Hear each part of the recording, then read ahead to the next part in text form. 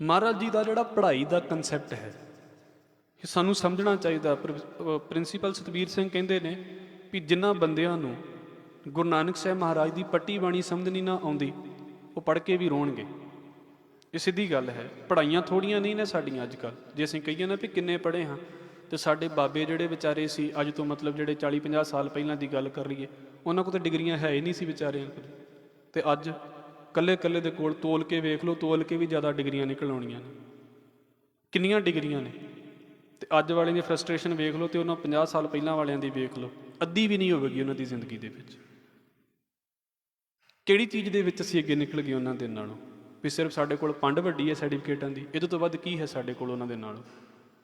ਉਮਰਾਂ ਸਾਡੀਆਂ ਘੱਟ ਗਈਆਂ, ਟੈਨਸ਼ਨਾਂ ਸਾਡੀਆਂ ਵੱਧ ਗਈਆਂ, ਅਤੇ ਅਸੀਂ ਕਹਿੰਦੇ ਅਸੀਂ ਪੜ੍ਹੇ ਲਿਖੇ ਹਾਂ।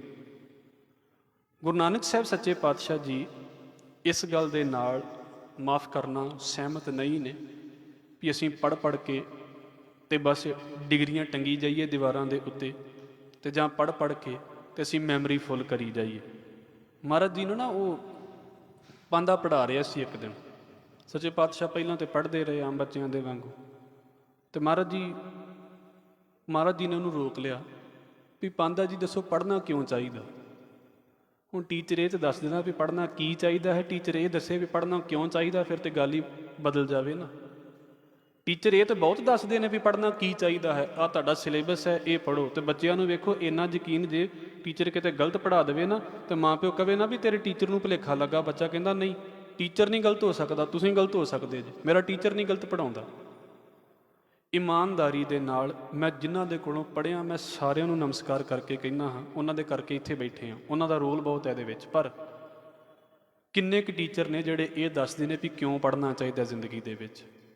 ਕੀ ਤੇ ਸਾਨੂੰ ਸਾਰੀ ਜ਼ਿੰਦਗੀ ਪੜ੍ਹਾਇਆ ਜਾ ਰਿਹਾ ਵੀ ਆਹ ਪੜ੍ਹ ਲਓ, ਉਹਦੇ ਤੋਂ ਬਾਅਦ 'ਚ ਆਹ ਪੜ੍ਹ ਲਓ, ਆਹ ਪੜ੍ਹ ਲਓ, ਅਤੇ ਸਾਡੇ ਕੋਲ ਜਵਾਬ ਕੀ ਹੈ ਵੀ ਜੇ ਮੰਨ ਲਓ ਵੀ 12ਵੀਂ ਤੋਂ ਬਾਅਦ 'ਚ ਮੈਂ ਆਹ ਪੜ੍ਹਨਾ ਅਤੇ ਕੀ ਕਹਾਂਗੇ ਜੀ ਆਹ ਪੜ੍ਹ ਲਓ, ਇਹਦੇ ਵਿੱਚ ਚੰਗਾ ਨੌਕਰੀ ਵਧੀਆ ਮਿਲ ਜਾਵੇਗੀ ਤੁਹਾਨੂੰ। ਸਾਡੇ ਲਈ ਪੜ੍ਹਾਈ ਦਾ ਮਕਸਦ ਕੀ ਹੈ? ਨੌਕਰੀ ਲੈਣੀ ਹੈ ਬਸ।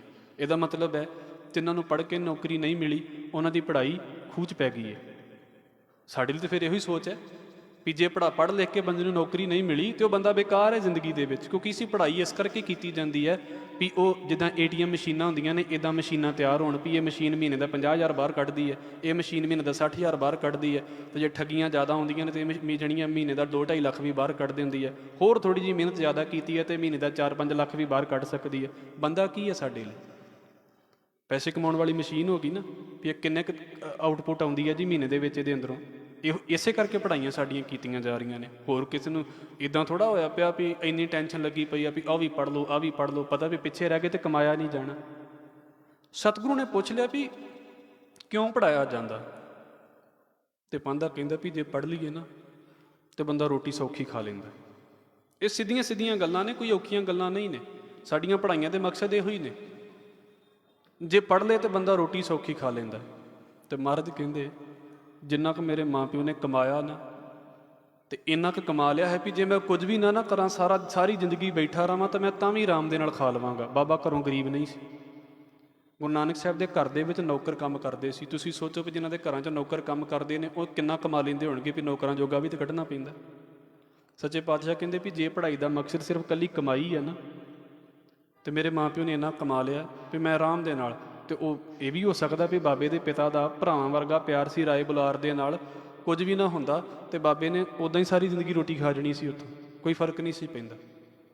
ਸੱਚੇ ਪਾਤਸ਼ਾਹ ਨੇ ਫਿਰ ਕਿਹਾ, ਉਹ ਕਹਿੰਦਾ ਵੀ ਪੜ੍ਹ ਲਏਗਾ ਅਤੇ ਜਿਹੜੀ ਨੌਕਰੀ ਤੇਰਾ ਬਾਪੂ ਕਰਦਾ ਪਿਆ ਤੈਨੂੰ ਤੇਰੀ ਬਾਪੂ ਦੀ ਥਾਂ 'ਤੇ ਨੌਕਰੀ ਮਿਲ ਜਾਵੇਗੀ। ਆਹ ਦੂਜਾ ਕਾਰਨ ਹੁੰਦਾ ਸਾਡੇ ਟੀਚਰਾਂ ਦੇ ਕੋਲ ਵੀ ਤੇਰਾ ਬਾਪੂ ਕਮਾਉਂਦਾ ਸੀ ਉਹਦੀ ਥਾਂ 'ਤੇ ਤੈਨੂੰ ਨੌਕਰੀ ਦਵਾ ਦੇਵਾਂਗੇ ਬਸ। ਮਤਲਬ ਸੁਰਤ ਦੇ ਵਿੱਚੋਂ ਪੜ੍ਹਾਈ ਜਿਹੜੀ ਆ ਨਾ ਉਹ ਇਸ ਪਾਸੇ ਤੋਂ ਕੱਢੀ ਨਹੀਂ ਜਾਂਦੀ ਵੀ ਪੜ੍ਹਾਈ ਪੈਸੇ ਕਮਾਉਣ ਤੋਂ ਬਿਨਾਂ ਵੀ ਕੋਈ ਹੋਰ ਚੀਜ਼ ਹੈ ਜਿਹਦੇ ਨਾਲ ਇਹਨੂੰ ਪੜ੍ਹ ਕੇ ਅਤੇ ਕੰਮ ਦੇ ਵਿੱਚ ਲਿਆਂਦਾ ਜਾ ਸਕਦਾ। ਅਤੇ ਸੱਚੇ ਪਾਤਸ਼ਾਹ ਫਿਰ ਉਹਨੂੰ ਨਾ ਲੈ ਕੇ ਬਹਿ ਗਏ। ਅਜੇ ਬਚਪਨ ਦੀ ਉਮਰ ਦਾ ਜ਼ਿਕਰ ਹੈ। ਅਤੇ ਮਹਾਰਾਜ ਕਹਿੰਦੇ ਮੈਨੂੰ ਇਹ ਦੱਸੋ, ਜਿਸ ਬੰਦੇ ਦੀ ਪੜ੍ਹਾਈ ਨੇ ਉਹਦੇ ਅੰਦਰ ਪਕੜ ਵਧਾ ਦਿੱਤੀ ਹੈ ਚੀਜ਼ਾਂ ਦੀ, ਭੁੱਖ ਵਧਾ ਦਿੱਤੀ ਹੈ ਚੀਜ਼ਾਂ ਦੀ, ਮੈਨੂੰ ਮਾਫ਼ ਕਰਿਓ ਅਨਪੜ੍ਹ ਬੰਦੇ ਵੀ ਕਿਸੇ ਵੇਲੇ ਓਨੇ ਭੁੱਖੇ ਨਹੀਂ ਹੁੰਦੇ ਜਿੰਨੇ ਪੜ੍ਹੇ ਲਿਖੇ ਭੁੱਖੇ ਹੋ ਜਾਂਦੇ। ਅਨਪੜ੍ਹ ਬੰਦੇ ਵੀ ਓਨੇ ਮੂਰਖ ਨਹੀਂ ਹੁੰਦੇ ਜਿੰਨੇ ਕਿਸੇ ਵੇਲੇ ਪੜ੍ਹੇ ਲਿਖੇ ਮੂਰਖ ਹੋ ਜਾਂਦੇ ਨੇ। ਅਨਪੜ੍ਹ ਬੰਦੇ ਵੀ ਓਨੇ ਹੰਕਾਰੀ ਨਹੀਂ ਹੁੰਦੇ ਜਿੰਨੇ ਕਿਸੇ ਵੇਲੇ ਪੜ੍ਹੇ ਲਿਖੇ ਜਿਹੜੇ ਨੇ ਹੰਕਾਰੀ ਹੋ ਜਾਂਦੇ ਨੇ। ਇਹਨੂੰ ਐਜੂਕੇਟਡ ਫੂਲਸ ਕਿਹਾ ਜਾਂਦਾ ਹੈ ਸਾਡੇ। ਔਰ ਇਹਨਾਂ ਦੀ ਗਿਣਤੀ ਥੋੜੀ ਨਹੀਂ ਹੈ। ਅਨਪੜ੍ਹ ਤੇ ਬੰਦਾ ਉਹਨਾਂ ਦੇ ਕੋਲ ਜਾ ਕੇ ਬੈਠਦਾ ਜਿਨ੍ਹਾਂ ਨੇ ਕੁਝ ਦੇਣਾ ਨਹੀਂ, ਇਹ ਸੁਣ ਵੀ ਲੈਂਦਾ ਵੀ ਉਹਨਾਂ ਦੇ ਕੋਲ ਕੁਝ ਨਹੀਂ ਮਿਲਦਾ, ਪੈਂਦਾ ਫਿਰ ਉਹਨਾਂ ਦੇ ਪੈਰਾਂ ਦੇ ਵਿੱਚ ਜਾ ਕੇ। ਦਾਤਾਰ ਨੇ ਫਿਰ ਗੱਲਾਂ ਕੋਡ ਕੀਤੀਆਂ ਨੇ। ਮਹਾਰਾਜ ਕਹਿੰਦੇ ਜਿਸ ਬੰਦੇ ਦੀ ਪੜ੍ਹਾਈ ਨੇ ਉਹਦੀ ਭੁੱਖ ਹੋਰ ਵਧਾ ਦਿੱਤੀ ਹੈ, ਉਹਨੇ ਪੜ੍ਹਾਈ ਕਾਹਦੇ ਲਈ ਕੀਤੀ ਵਿਚਾਰੇ ਨੇ? ਉਦੋਂ ਤਾਂ ਪੜ੍ਹਾਈ ਲੈ ਕੇ ਬਹਿ ਗਈ ਹੈ ਸਗੋਂ। ਹਜ਼ੂਰ ਕਹਿੰਦੇ ਫਿਰ ਕਰ ਕੀ ਜਾਲ ਮੋਹ, ਕਸ ਮਸ ਕਰ ਮਤ ਕਾਗਦ ਕਰ ਸਾਰ, ਭਾਉ ਕਲਮ ਕਰ ਚਿਤ ਲਿਖਾਰੀ, ਗੁਰ ਪੁੱਛ ਲਿਖ ਵਿਚਾਰ, ਲਿਖ ਨਾਮ ਸਾਲਾਹ ਲਿਖ, ਲਿਖ ਅੰਤ ਨ ਪਾਰਾਵਾਰ। ਬਾਬਾ ਇਹ ਲੇਖਾ ਲਿਖ ਜਾਣ, ਜਿੱਥੇ ਲੇਖਾ ਮੰਗੀਐ ਤਿੱਥੇ ਹੋਏ ਸੱਚਾ ਨਿਸ਼ਾਨ। ਇੰਨਾ ਨਾ ਪੜ੍ਹ ਪੀ ਈਗੋ ਹੀ बढ़ਦੀ ਜਾਵੇ ਤੇਰੀ, ਨਾਲੇ ਡਿਗਰੀ ਵੱਡੀ ਹੋ ਗਈ ਨਾਲੇ ਈਗੋ ਵੀ ਵੱਡੀ ਹੋ ਗਈ, ਈਗੋ ਹੀ ਇਕੱਠੀ ਕਰੀ ਜਾ, ਮੈਂ ਉਹ ਹਾਂ ਤੇ ਮੈਂ ਆ ਹਾਂ। ਮਰਦ ਕਹਿੰਦੇ ਜਿੱਥੇ ਲੇਖਾ ਮੰਗੀ ਹੈ, ਜਿੱਥੇ ਮਾਲਕ ਨੇ ਤੇਰਾ ਲੇਖਾ ਮੰਗਣਾ ਨਾ, ਉੱਥੇ ਆ ਕੁਝ ਨਹੀਂ ਚੱਲਣਾ। ਕੀ ਚੱਲੇਗਾ ਮੇਰਾ ਨਾਲ? ਵੀ ਮੈਂ ਉੱਥੇ ਦੱਸਾਂਗਾ ਵੀ ਮੈਂ PhD ਕੀਤੀ, ਉੱਥੇ ਦੱਸਾਂਗਾ ਵੀ ਮੈਂ ਮਾਸਟਰ ਹੈ, ਕੋਈ ਫਰਕ ਨਹੀਂ ਪੈਂਦਾ ਇਹਨਾਂ ਗੱਲਾਂ ਦਾ। ਹਜ਼ੂਰ ਕਹਿੰਦੇ ਨੇ ਪੜ੍ਹਿਆ ਮੂਰਖ ਆਖੀਆ ਜਿਸ ਲੱਭ ਲੋਭ ਅਹੰਕਾਰਾ।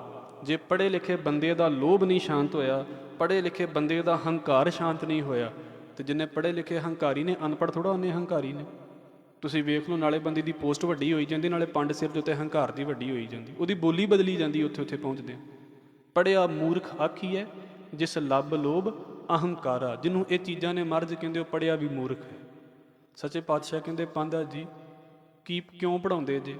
ਤੇ ਉਹ ਕਹਿੰਦੇ ਵੀ ਨੌਕਰੀ। ਤੇ ਮਹਾਰਾਜ ਕਹਿੰਦੇ ਮੈਨੂੰ ਤਾਂ ਇਹੋ ਜਿਹੀ ਨੌਕਰੀ ਦੀ ਫਿਰ ਲੋੜ ਨਹੀਂ ਹੈ, ਮੈਨੂੰ ਤਾਂ ਪੜ੍ਹਾਈ ਦੱਸੋ ਵੀ ਉਹ ਪੜ੍ਹਾਈ ਜਿਹਦੇ ਨਾਲ ਘੱਟੋ ਘੱਟ ਮਨ ਨੂੰ ਸਕੂਨ ਤੇ ਮਿਲੇ, ਮਨ ਨੂੰ ਸੁੱਖ ਤੇ ਮਿਲੇ। ਟੈਨਸ਼ਨਾਂ ਪਾਤੀਆਂ ਪੜ੍ਹਾਈ ਦੀਆਂ ਵੀ ਬਸ ਦੱਬੀ ਜਾਓ ਸਾਰਾ ਕੁਝ, ਇਹਦੇ ਵਿੱਚ ਸਾਰਾ ਕੁਝ ਪਾਈ ਜਾਓ, ਤੇ ਬਾਅਦ ਦੇ ਵਿੱਚ ਕੀ ਨਿਕਲਿਆ? ਛੋਟੀਆਂ ਛੋਟੀਆਂ ਗੱਲਾਂ ਦੇ ਵਿੱਚ ਖਿਜਾਂ, ਛੋਟੀਆਂ ਛੋਟੀਆਂ ਗੱਲਾਂ ਦੀਆਂ ਲੜਾਈਆਂ, ਨਿੱਕੀਆਂ ਨਿੱਕੀਆਂ ਗੱਲਾਂ। ਔਰ ਇੰਨਾ ਪੇਸ਼ੈਂਸ ਘਟ ਗਿਆ, ਜਿੰਨੀ ਐਜੂਕੇਸ਼ਨ ਵੱਧ ਗਈ ਪੇਸ਼ੈਂਸ ਓਨਾ ਹੀ ਘਟ ਗਿਆ, ਸਬਰ ਓਨਾ ਹੀ ਘਟ ਗਿਆ। ਇੰਨਾ ਹੋਸ਼ਾ ਹੋ ਗਿਆ ਜ਼ਿੰਦਗੀ ਦੇ ਵਿੱਚ, ਆਹ ਹੁਣੇ ਕਿਉਂ ਨਹੀਂ ਹੁੰਦਾ, ਜਲਦੀ ਹੋ ਜਾਵੇ, ਸਾਰਾ ਕੁਝ ਛੇਤੀ ਹੋ ਜਾਵੇ।